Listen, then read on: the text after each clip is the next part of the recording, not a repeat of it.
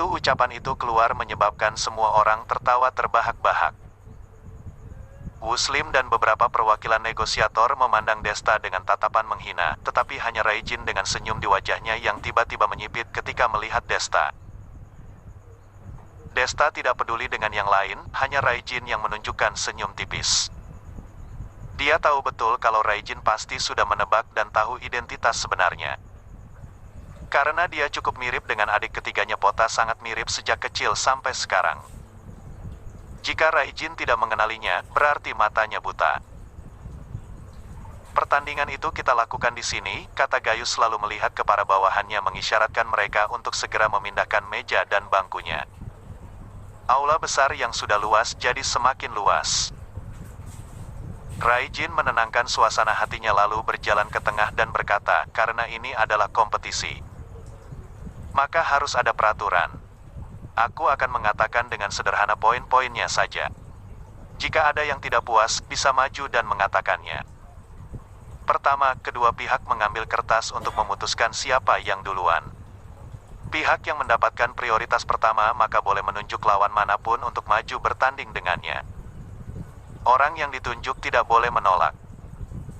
Kedua, ketika sudah ada yang menjadi pemenang, dia oleh memilih lanjut bertanding atau boleh juga memilih istirahat dulu. Tapi ketika dia memilih istirahat, di pertandingan selanjutnya dia tidak boleh ditantang.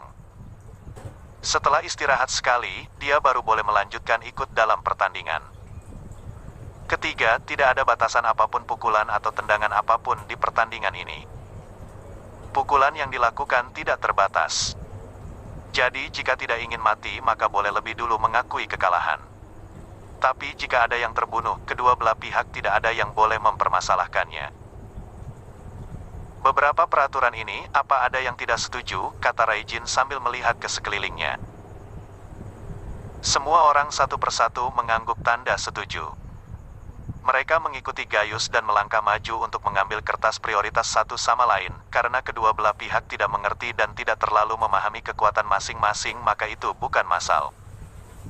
Siapa yang lebih duluan? Pada akhirnya, berhadapan dengan yang mengambil kertas prioritas.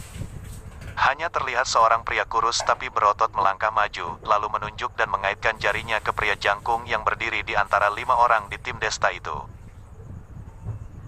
Pria jangkung itu bernama Taufan, dia adalah tukang pukul yang cukup kuat yang dimiliki Gayus. Ketika menyadari kalau yang ditunjuk adalah dirinya, dia pun langsung tersenyum dingin. Kedua pihak berjalan ke tengah aula, lalu dengan kata sandi yang diucapkan wasit, mereka pun langsung mulai pertandingan pertama. Hahia. Pria kurus itu berteriak dengan keras lalu menghentakkan kakinya dengan keras ke tanah dan maju dengan cepat ke depan untuk memukul Taufan dengan kepalan tangannya. Taufan dengan santai bergerak ke samping untuk menghindar lalu memukul punggung tangan pria kurus itu. Begitu dia mau balik menyerang dengan memukulkan tinjunya ke perut pria kurus. Tapi sayangnya perut pria kurus itu sangat berotot jadi pukulan itu tidak memberikan rasa sakit dan juga tidak membuatnya kehilangan tenaga untuk meneruskan pertandingan. Lawan hanya mundur beberapa langkah saja. Kedua pihak pun terus bersaing dan memukul dengan sengit dan bolak-balik. Kedua belah pihak dipilih langsung untuk mengikuti kompetisi jadi jelas mereka punya kelebihan masing-masing. Dalam beberapa saat sulit untuk mendapatkan siapa yang kalah dan menang, pertandingan ini terus berlanjut dengan sengit. Di sekitar aula pertandingan ini, terdengar suara sorak-sorai memberi semangat dan suasana pertandingan sekarang sudah mulai mencapai puncaknya. Desta memandang dengan tenang, dia langsung dapat menyimpulkan kalau pria kurus berotot itu yang akan jadi pemenangnya. Alasannya sangat sederhana yaitu pukulan dari Taufan memang lumayan bagus tapi pukulannya itu terbentuk karena sering latihan memukul dan berkelahi. Tapi pria kurus berotot itu dilatih dengan pelatihan profesional. Apalagi ketika melihat kuantitasnya menggunakan tendangan dan kepalan tangan, dia harusnya adalah pemain Muay Thai yang sangat kuat. Benar saja setelah 10 menit mereka bertanding, kekuatan fisik Taufan sudah tidak mendukungnya. Pria kurus itu mengambil kesempatan dan bergegas maju, memukulkan sikunya dengan keras ke dada Taufan. Bruakek. Ekspresi wajah Taufan langsung berubah, dari mulutnya terciprat darah segar dan dia langsung terlempar terbang dan langsung kehilangan kemampuan untuk bertarung lagi. Babak pertama dimenangkan oleh pihak aliansi. Setelah memeriksa luka dan cedera dari Taufan, dia pun mengumumkan dengan keras. Gayus dan bawahannya menghela napas gelisah, hatinya semakin lama jadi semakin tidak tenang. Kemudian wasit bertanya pria kurus itu mau lanjut bertarung atau tidak. Pria itu tahu bahwa dirinya sudah kehilangan banyak tenaga setelah bertanding dengan Taufan, jadi dia memilih istirahat. Pertandingan selanjutnya adalah seorang wanita yang berada di bawah Megan. Wanita sama penggodanya dengan Megan. Dia mengenakan kaos longgar dan juga rok yang panjangnya sampai paha. Yang paling menggiurkan adalah wanita itu tidak memakai apa-apa di balik kaos longgar itu. Seiring dengan langkah kakinya, satu bagian di bagian atas tubuh wanita itu juga ikut bergoyang dan membuat para pria di sana terangsang, mereka seolah sedang melolong seperti serigala. Karena pertandingan pertama yang memenangkan adalah pihak aliansi. Jadi hak prioritas jatuh ke tangan mereka. Setelah wanita itu maju ke area tanding, dia langsung memilih pria pendek dan tegap di samping Gayus. Pria itu bernama Liaonan. Dia sama seperti Taufan, seolah tukang pukul yang hebat yang dimiliki Gayus. Meskipun dia pendek, tapi dia sangat kuat, sehat dan seimbang, jadi jika saja di pertandingan pertama tadi, dia yang maju maka mungkin pria kurus itu tidak pasti bisa menang. Di saat inilah, Liaonan melihat kalau yang dipilih itu dirinya, jadi dia pun tertawa lebar. Dia menyeka air liur yang ada di sudut bibirnya lalu memicingkan mata dan berjalan ke tengah area tanding. Dia berkata sambil mengeratkan tangannya, "Gadis cantik, kamu bagaimana bisa tahu yang mana yang paling lembut dengan wanita dari kami semua? Ini adalah berkatmu, karena memilihku, aku pasti akan menyayangimu dan memperlakukanmu dengan baik." Wanita itu tersenyum menggoda dan berkata, "Sebal deh, kakak gemuk kamu kenapa menggunakan tatapan mata seperti itu ketika melihatku? Aku jadi gugup sampai jantungku melompat tidak karuan." Petik 2. Ketika bicara, wanita itu juga mengangkat kaosnya. Pemandangan yang menarik muncul dalam sekejap, membuat napas Liaonan menjadi jauh lebih berat. Napasnya terengah-engah dan dia berkata, "Rubah betina, tunggulah aku. Kamu akan segera membuatmu tahu kehebatanku." Saat ucapan itu baru keluar, Liaonan berteriak dan langsung maju mau memeluk wanita itu. Tampak kepanikan di wajah wanita itu, dia berdiri di tempatnya seolah tidak tahu mau melakukan apa, dia seolah terkejut dan takut karena Liaonan. Liaonan menatap tajam ke wajah dan tubuh wanita itu. Ketika melihat ekspresi panik itu, hati Liaonan semakin merasa senang karena berhasil. Setelah memikirkan untuk menahan dan melahap gadis itu dulu baru nanti membawanya ke sudut yang tidak ada orang. Lalu tiba-tiba tatapan mata itu dalam sekejap berubah. Ekspresi panik wanita itu tiba-tiba menghilang. Dan ganya melihat dari bawah roknya dia mengeluarkan sebuah belati yang tajam dan bersinar yang tanpa ragu langsung ditancapkan tepat di jantung Liaonan. Bliem. Belati itu langsung menusuk ke jantung Liaonan dan hanya menyisakan ujung belati keluar dari punggung Liaonan. Dalam sekejap, ruangan pun jadi hening. Siapapun tidak ada yang menyangka kalau detik berikutnya wanita yang tampaknya sangat kasihan tiba-tiba berubah menjelma menjadi rubah yang mencabut nyawa dan langsung mengambil nyawa Liaonan. Mata Liaonan memelototi terlihat merah, semerah darah. Ketika dia melihat ke wanita itu lagi, ekspresi wanita itu berubah lagi menjadi ekspresi panik. "Kakak, apa kamu sakit ya? Aku tidak sengaja." "Kamu jangan menyalahkanku ya," kata wanita itu mencibir di sudut bibirnya. Tangannya dengan pelan mendorong pria itu sehingga pria itu pun langsung tergeletak di tanah dan langsung tak bernapas lagi. Semua orang bergidik ketika melihat adegan ini. Mereka tanpa sadar membayangkan jika mereka yang ada di area itu, apa bisa tetap hidup di tangan wanita itu. Tidak bisa dipungkiri, begitu seorang wanita menjadi racun mematikan maka itu lebih menakutkan dan mengerikan ratusan kali daripada seorang pria. Tubuh mereka adalah obat racun terbaik yang bisa merayu dan membujuk seluruh kewaspadaan pria. Ketika pria sudah terpikat, maka langsung mengambil nyawa pria itu.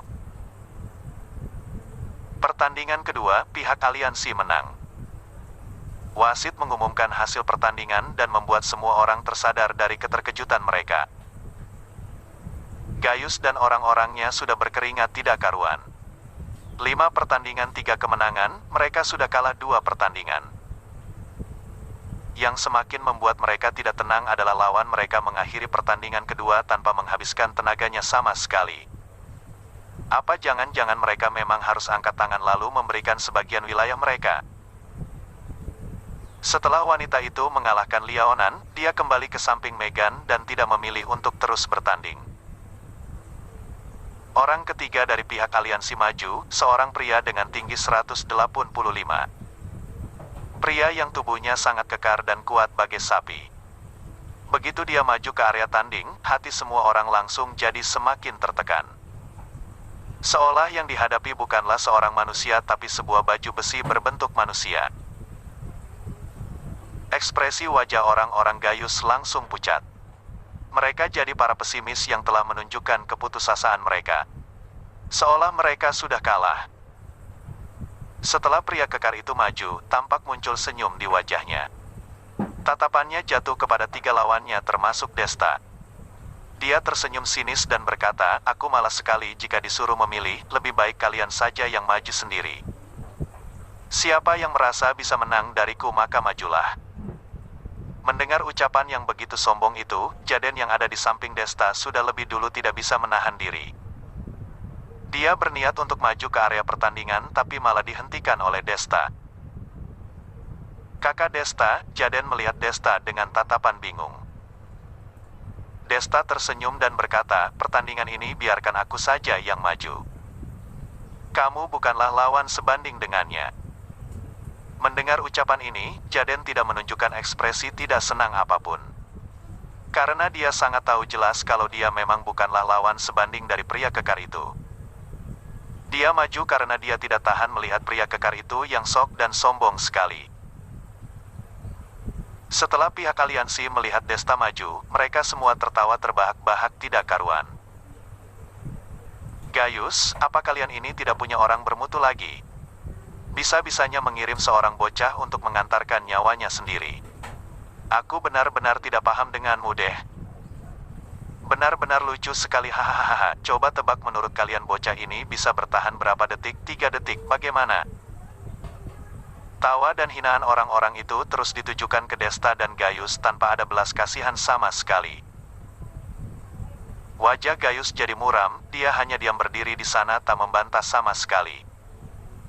Masalah ini sudah sampai ke tahap ini, dia juga tidak tahu jelas kemampuan dan latar belakang Desta yang sebenarnya.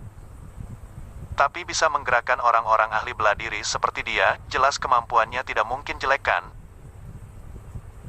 Apalagi jika tidak membiarkan Desta yang maju, 2 orangnya yang tersisa jelas bukanlah lawan sebanding dengan pria kekar itu. Karena itulah, lebih baik percaya Desta sekali ini. Di area pertandingan, Desta melihat ke pria kekar itu lalu berkata, "Kamu ini mau menyuruhku menggunakan 2 tangan?" Pria kekar itu tersenyum dan berkata, "Hei bocah, kalau menyuruhmu menggunakan 2 tangan itu namanya menggertakmu. Begini saja, aku akan berdiri dan tidak bergerak. Terserah kamu mau memukul seperti apa, cukup kamu bisa membuatku mundur dengan pukulanmu saja, maka dianggap aku kalah, bagaimana?" Begitu ucapan ini keluar, terdengar suara sorak di luar area pertandingan. Semua orang memberi dukungan mereka dan jempol mereka kepada pria kekar itu, di waktu yang bersamaan juga bilang huhuhuhuhu kepada Desta. Desta malas sekali berbasa-basi dengannya, dia mengangguk dan berkata, "Baiklah." Begitu melihat Desta mengiyakan, suara cibiran semua orang kepada Desta semakin terdengar keras. Pria kekar itu jelas merendahkan kemampuan Desta, "Ayo mulai, aku bilang dari awal dulu ya. Kalau dalam 3 menit kamu masih tidak bisa membuatku melangkah mundur, maka aku akan menyerang balik." "Tenang saja, tidak butuh waktu 3 menit." Desta berkata dengan tenang dan dia sudah berjalan sampai ke depan pria kekar itu. Pria itu menaikkan alisnya, apa maksudmu? Menghadapi pria sepertimu yang hanya kuat tubuhnya tapi tak berotak. 1 detik saja juga tidak perlu. Desta mengangkat kepalanya melihat ke pria kekar itu lalu muncul senyum yang cerah di wajahnya. Ketika melihat pria kekar itu marah dan mau bertanya ke Desta, Desta sudah mulai memukul. Hanya melihat dia meluncurkan kepalan 5 jarinya. Tidak ada suara berat dari pukulannya, hanya pukulan yang langsung tertuju pada perut pria kekar itu. Bruakek. Suara sakit yang sangat mengejutkan terdengar begitu saja. Pria kekar itu membungkukkan badannya, tangan dan kakinya gemetaran tidak karuan. Wajahnya berubah jadi sangat merah dan air liur terus jatuh tidak hentinya di sudut bibirnya. Au, teriak pria kekar itu dengan napas yang sangat berat. 2 matanya membelalak kemudian dia pun langsung pingsan. Dari awal Desta mulai memukul sampai pria itu tergeletak di tanah, proses ini benar-benar tidak menghabiskan waktu 1 detik. Di saat inilah, semua orang di tempat itu langsung tercengang karena terkejut. Tidak tahu sudah lewat berapa lama, orang-orang Gayus mulai bersorak bahagia. Di saat yang sama melihat Desta dengan tatapan kagum dan hormat. Jika dulu mereka memanggil Desta dengan sebutan kakak Desta, itu karena Gayus juga memanggilnya seperti itu jadi mereka pun ikut memanggilnya seperti itu. Tapi di saat inilah, mereka benar-benar kagum dengan sosok Desta. Hanya dengan 1 pukulan bisa menjatuhkan pria kekar dengan tinggi 185, pria sekuat ini, atas dasar apa tidak bisa menjadi kakak besar mereka? Sebaliknya wajah orang-orang di pihak aliansi, satu persatu jadi muram dan ada rasa sakit serta marah muncul di wajah mereka.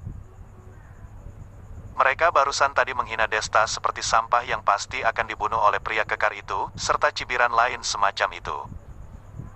Tapi pada akhirnya Desta malah membalikkan keadaan, mereka seolah begitu saja ditampar oleh Desta dan tamparan itu sangat cepat dan begitu menyakitkan. Wasit memeriksa keadaan pria kekar itu dan setelah memastikan kalau orang itu sudah tidak punya lagi kekuatan untuk meneruskan pertarungan. Wasit pun bertanya pada Desta apa mau meneruskan bertarung. Terus bertarung saja, kata Desta dengan berdiri tenang di area pertandingan. Ketika wasit mengumumkan Desta melanjutkan pertandingan, Desta mengangkat tangannya dan melihat ke jamnya. Tidak terasa sudah keluar beberapa jam. Dia harus segera menyelesaikan urusannya di sini, kemudian segera kembali ke sisi Vero. Sehingga dia pun berkata kepada wasit, tunggu dulu, apa bisa orang yang tersisa untuk maju bertarung bersama langsung? Aku terburu-buru. Apa? Begitu ucapan ini keluar, semua orang di pihak aliansi menunjukkan ekspresi marah yang membara. Bocah ini baru menang sekali saja sudah sok begitu.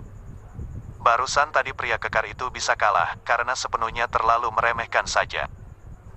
Kalau tidak, mana mungkin Desta bisa menang dengan mudah begitu saja? Ekspresi wasit tampak sedikit tidak senang. Tapi karena mengingat aturan di area pertandingan ini memang tidak ada aturan mengikat, maka dia pun bertanya ke 5 perwakilan pebisnis aliansi. Muslim dan orang-orang lainnya langsung mengiyakan permintaan Desta ini. Pertandingan hari ini dilakukan untuk mendapatkan wilayah di daerah ini dan bukan untuk menjalin persahabatan atau semacamnya. Jadi mana mungkin mereka tidak enak dan basa-basi dengannya. Di depan Desta dengan segera muncul 4 sosok. 1 pria kurus berotot yang bisa Muay Thai, 1 wanita penggoda dan 1 pria kerdil dan satunya adalah pria paruh baya.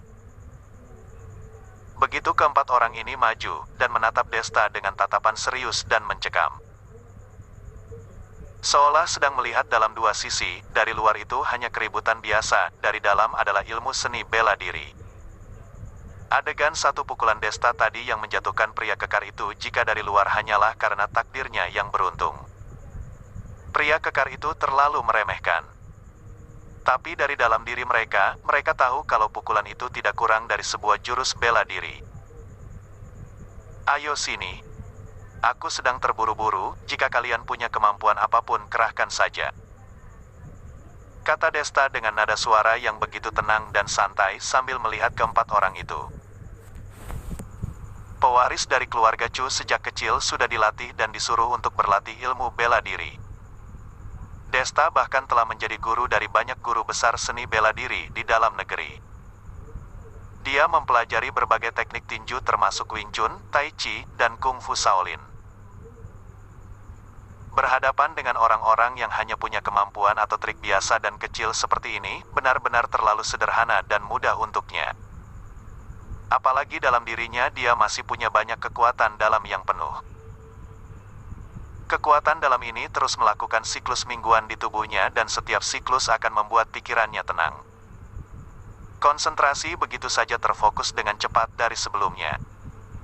Pemulihan fisiknya jauh cepat melampaui sebelumnya, tidak perlu keempat orang ini, bahkan 10 kali lipat orang pun, dia masih bisa menghadapi dan mengatasinya. Mendengar kesombongan Desta, pria ahli Muay Thai itu tidak bisa menahan diri. Dia pun berteriak dan maju menyerang.